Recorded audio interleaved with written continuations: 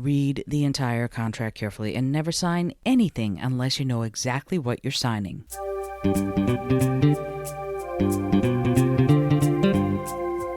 Hello and welcome to the Innovative Mindset Podcast. I'm your host, Isolde Trachtenberg. On the show, I interview peak performing innovators in the creative, social impact, and earth conservation spaces who are working to change the world. This episode is brought to you by Brain FM. Brain FM combines the best of music and neuroscience to help you relax, focus, meditate, and even sleep. I love it and have been using it to write, create, and do some of my deepest work. Because you're a listener of the show, you can get a free trial. Head over to brain.fm/innovative mindset to check it out. If you decide to subscribe, you can get 20% off with the coupon code Innovative Mindset, all one word. And now, let's get to the show.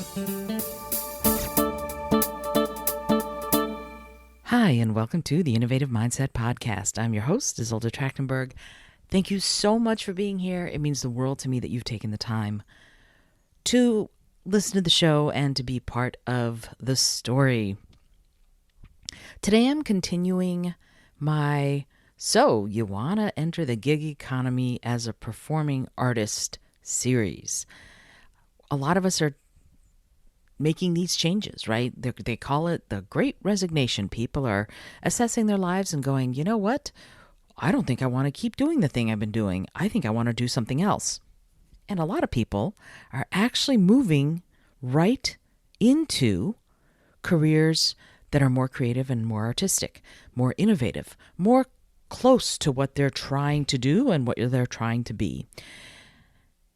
And one of the things that people are doing is deciding, you know what, I'm going to need to perform. I'm going to sing or juggle or hula hoop or walk stilts or do caricatures, whatever it is you're going to do.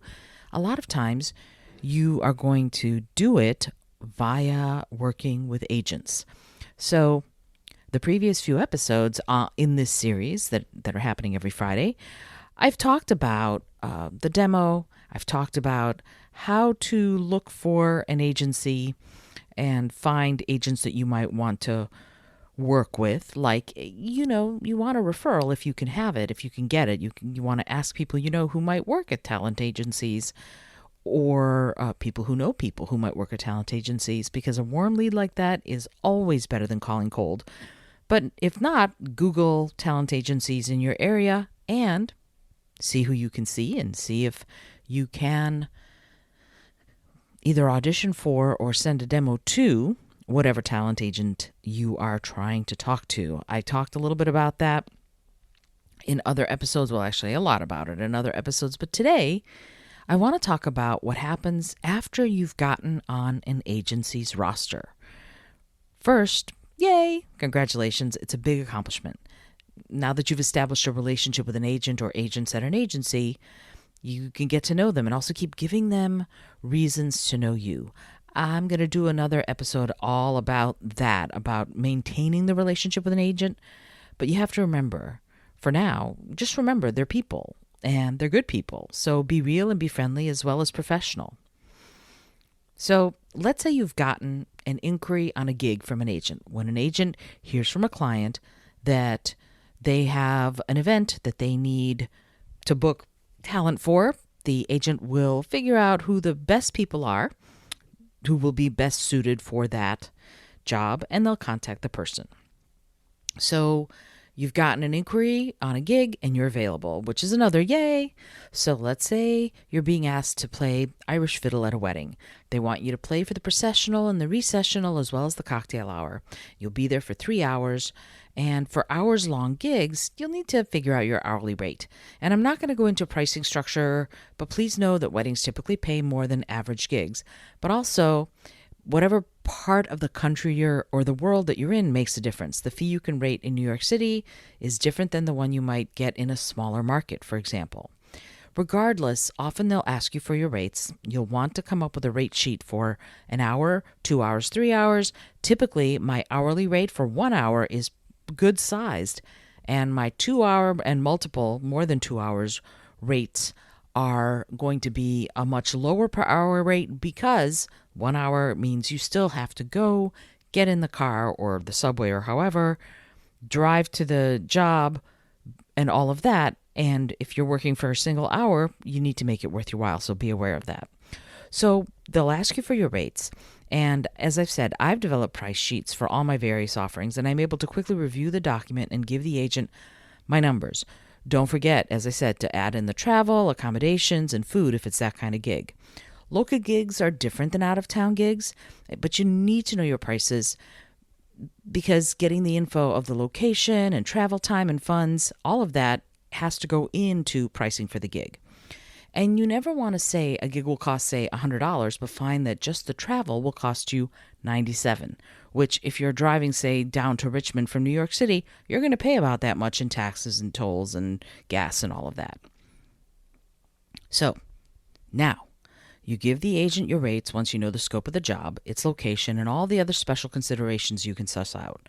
Then you'll wait for the contract and or the job sheet. If the gig comes through, you'll receive a contract. The contract is going to spell out who is who and what is what, and you as a performer/artist, you'll be doing in exchange for the money you're going to be getting.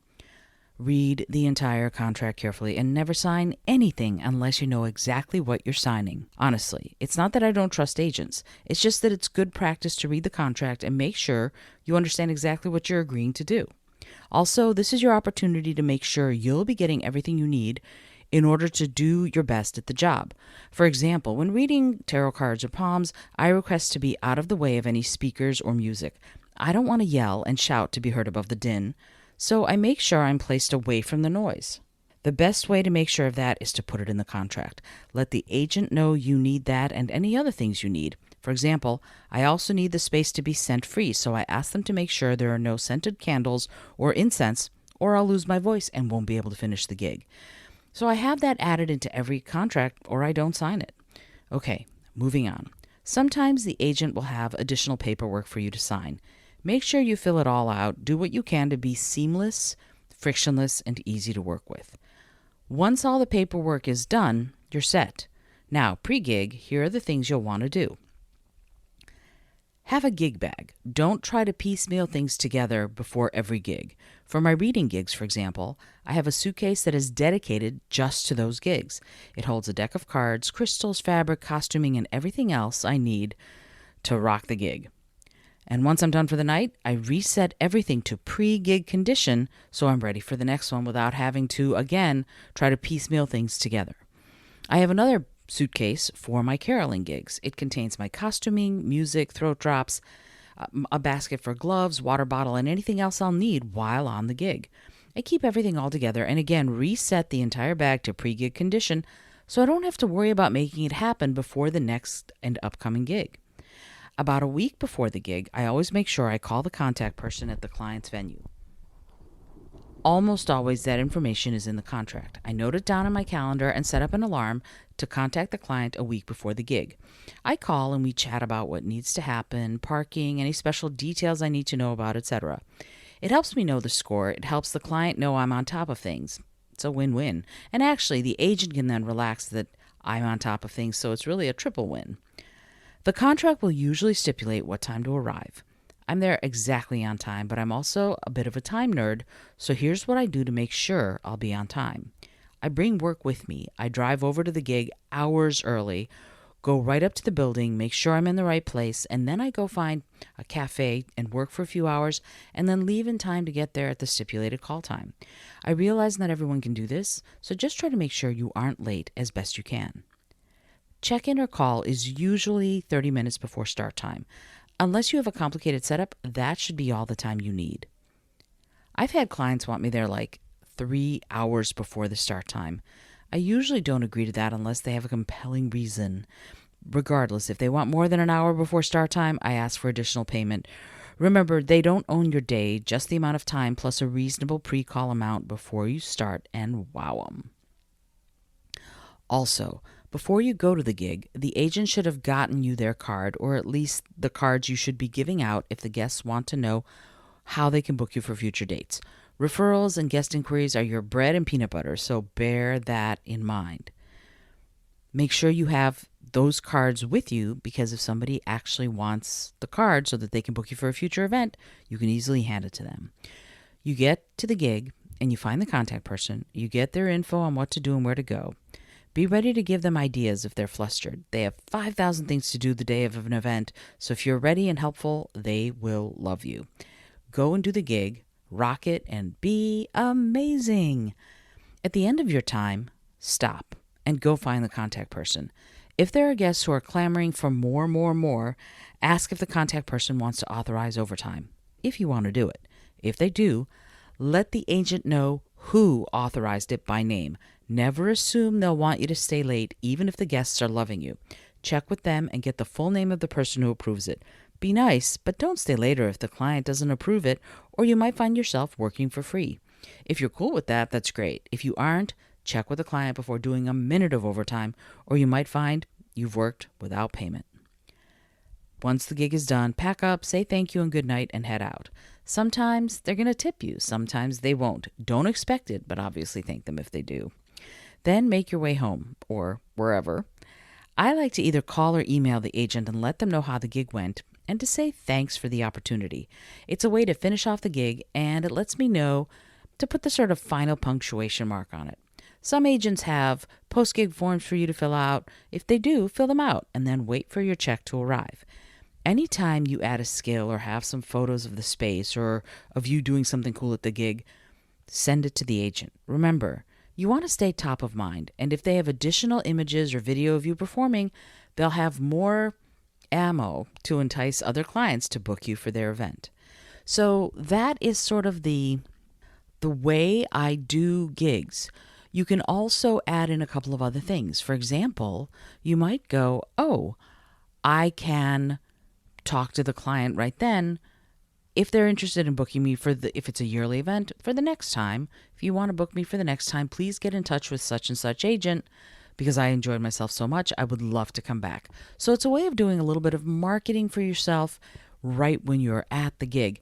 Again, you don't want to, please don't ever do this. Do not snipe the client, right? So if an agent books you for the gig, stay with that agent who booked you for the gig, right? So if the client wants you back, it's in the contract anyway. Usually it's like 18 months or 36 months where you can't try and contact the client directly, but you don't want to do it anyway. If the agent booked you for the gig, then have integrity. Don't snipe him.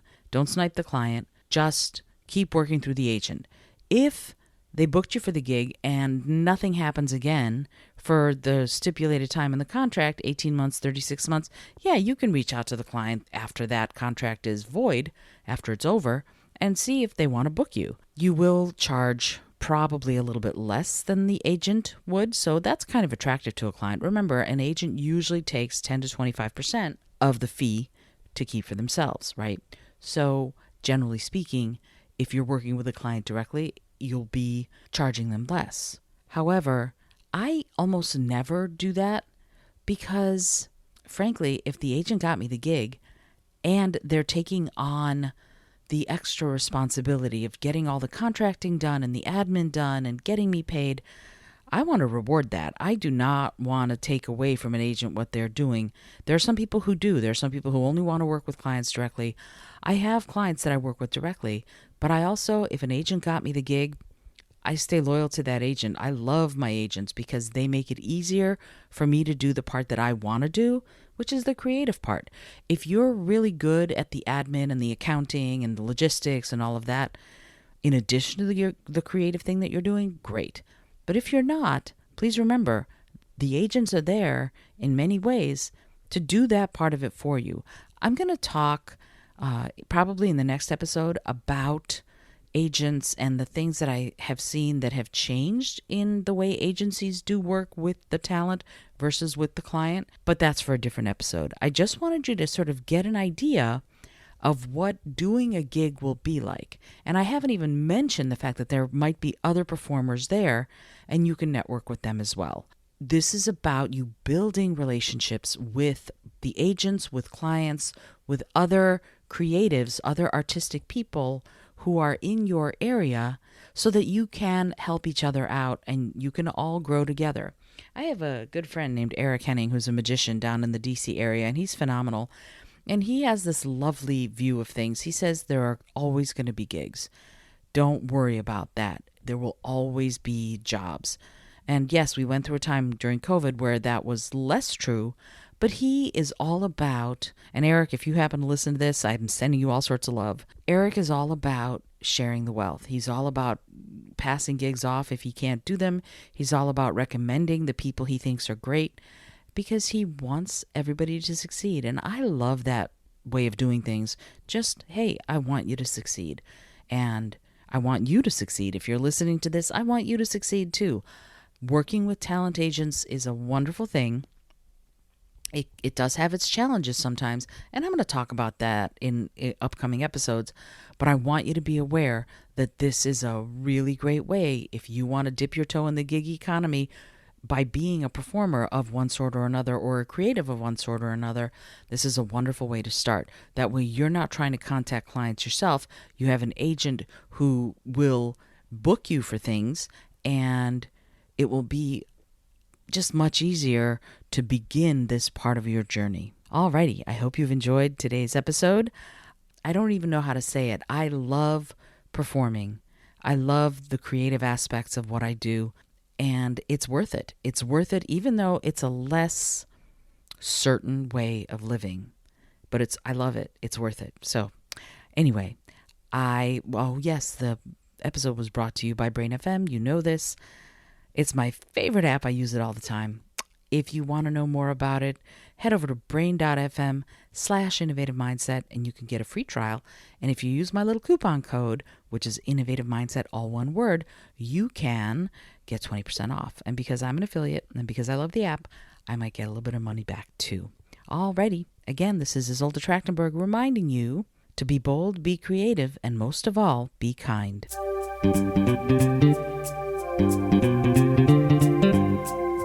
Thank you so much for joining me today. I really appreciate you being here. Please subscribe to the podcast if you're new, and it would mean the world to me if you told a friend about it. Today's episode was produced by Isolde Trachtenberg and is copyright 2021. As always, please remember this is for educational and entertainment purposes only. Past performance does not guarantee future results, although we can always hope. Until next time, remember to be bold, be creative, and most of all, be kind.